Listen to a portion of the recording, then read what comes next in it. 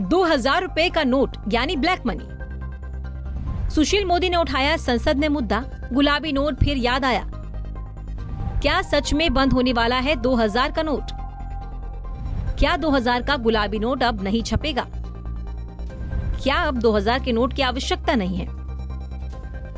2016 की नोटबंदी के बाद जब ₹2000 के गुलाबी नोट चलन में आए तो विपक्ष ने कई तरह के सवाल खड़े किए। काले धन पर रोक कैसे लगेगी, ऐसे सवाल खूब उछले थे।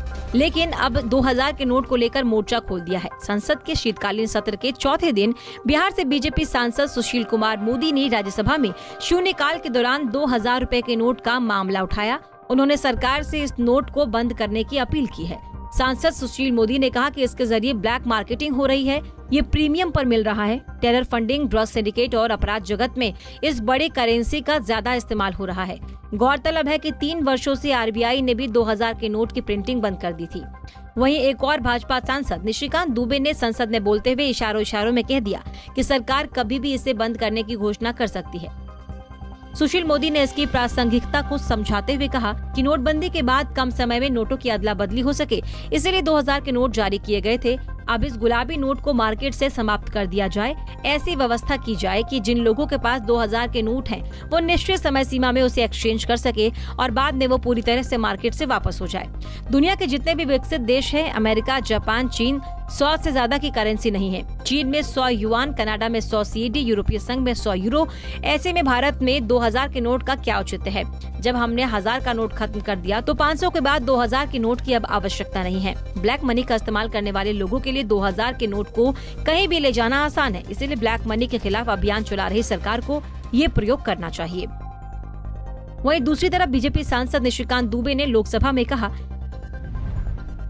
कि आरबीआई ने प्रस्ताव रखा था कि अगर आतंकवाद, हथियार और ड्रग्स के इस्तेमाल होने वाले पैसे और फेक करेंसी को खत्म करना है तो उसका रास्ता नोटबंदी है। अगर मोदी सरकार ने नोटबंदी की तो कौन सा गलत काम कर दिया? उन्होंने कांग्रेस को घेरते हुए कहा कि क्या आपको नहीं लगता कि देश विरोधी गतिविधियों में लिप्त आईएसआई और पीएफआई जैसे संगठनों और टुकड़े टुकड़े गैंग की एक्टिविटी आज कम हो गई है? आपको उसके लिए बधाई देनी चाहिए। 2000 का नोट रीमोनेटाइज हो रहा है। बीजेपी सांसद निशिकांत दुबे ने कांग्रेस पर हमला बोलते हुए कहा कि 2000 का नोट जो कांग्रेस ने बचा कर रखा है उसे निकाल कर ले आइए, नहीं तो एक दिन अगर घोषणा कर देंगे कि इस दिन से 2000 का नोट खत्म हो जाएगा तो आप लोग परेशानी में पड़ जाएंगे।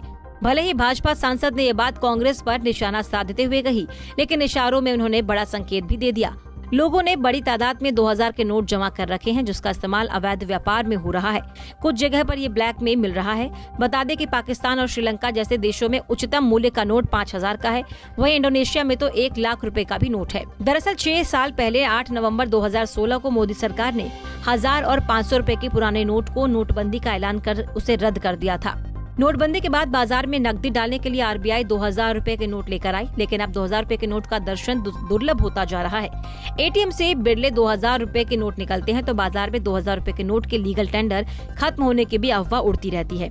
2000 रुपए के नोट की जमाखोरी हो रही है। नोटबंदी के बावजूद 2000 रुपए के जाली नोट बाजार में आ चुके हैं। सबसे बड़ी बात तो यह है कि आरबीआई ने भी माना था कि देश में 2000 रुपए के नोट की सर्कुलेशन में भारी कमी आई है, जिससे कई सारे सवाल उठ रहे हैं कि आखिरकार 2000 रुपए के गुलाबी नोट कहाँ चले गए? 2000 के नोटों की संख्या में अचानक कमी कैसे आई?